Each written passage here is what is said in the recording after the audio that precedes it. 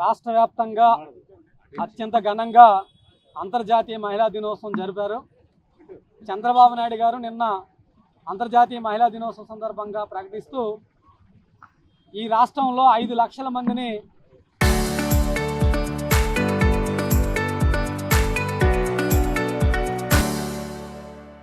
మహిళల్ని పారిశ్రామికవేత్తలుగా తయారు చేయడమే నా లక్ష్యం అని చెప్పేసి ప్రకటించారు. సంతోషం. మరి 5 లక్షల మంది మహిళల్లో రాయలసీమ జిల్లాల్లో హాస్పిటల్స్లో పనిచేస్తున్నటువంటి శానిటేషన్ వర్కర్సు అందులో దళిత మహిళలు లేరా అని చెప్పేసి అడుగుతున్నాం. ఈరోజు వాళ్ళు 50 సంవత్సరాలుగా హాస్పిటల్స్లో శానిటేషన్ విభాగంలో పనిచేస్తుంటే ఆ కాంట్రాక్టర్ ఆయన్ని 50 సంవత్సరాలు మీ అందరికీ దాటాయని చెప్పేసి నిర్దాక్షిణ్యంగా తొలగిస్తే చివరికి వాళ్ళు పోరాడి హైకోర్టుకి వెళ్తే హైకోర్టు కూడా శానిటేషన్ వర్కర్లకు అనుకూలంగా తీర్పిచ్చింది.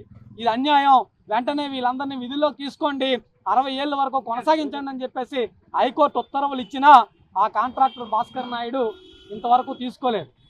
మరి అందుకని నిన్నటి నుంచి రాయలసీమ జిల్లాలో ఉన్నటువంటి శానిటేషన్ వర్కర్లు సిబ్బంది అందరూ కూడా నిరవధిక నిరాహార దీక్షలకు వెళ్ళారు. మరి ముఖ్యమంత్రి గారు నిజంగా మహిళా పక్షపాతి అయితే మహిళలను లక్షాధికారులు చేయాలనుకునే లక్ష్యం పెట్టుకుంటే మరి ఆయన ప్రాతినిధ్యం వహిస్తున్నటువంటి రాయలసీమ జిల్లాల్లో ఈ విధమైనటువంటి అన్యాయానికి అక్కడ ఉన్నటువంటి కాంట్రాక్టర్ భాస్కర్ నాయుడు ఒడిగడితే ఎందుకు స్పందించడం లేదు, ఆయన పైన ఎందుకు చర్యలు తీసుకోవడం లేదని చెప్పేసి మేము ప్రశ్నిస్తున్నాం. ఆయన పైన వెంటనే చర్యలు తీసుకోవాలి. ఈ తొలగించినటువంటి మహిళల్ని శానిటేషన్ సిబ్బందిని సూపర్వైజర్లందరినీ విధుల్లోకి తీసుకోవాలని చెప్పేసి సిఐటియుగా డిమాండ్ చేస్తున్నాం.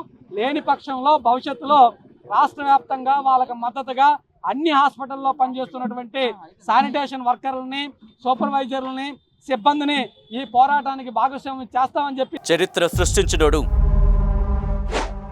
ఇప్పుడు ఆ చరిత్రని తిరగరాయబోతున్నాడు. అబద్ధాల గోడల్ని బద్దలు కొట్టి నిజాలను రాగా మీ ముందుంచబోతున్నాడు. నిజమైన వార్తల కోసం వెంటనే డౌన్లోడ్ చేసుకోండి రా యాప్ని.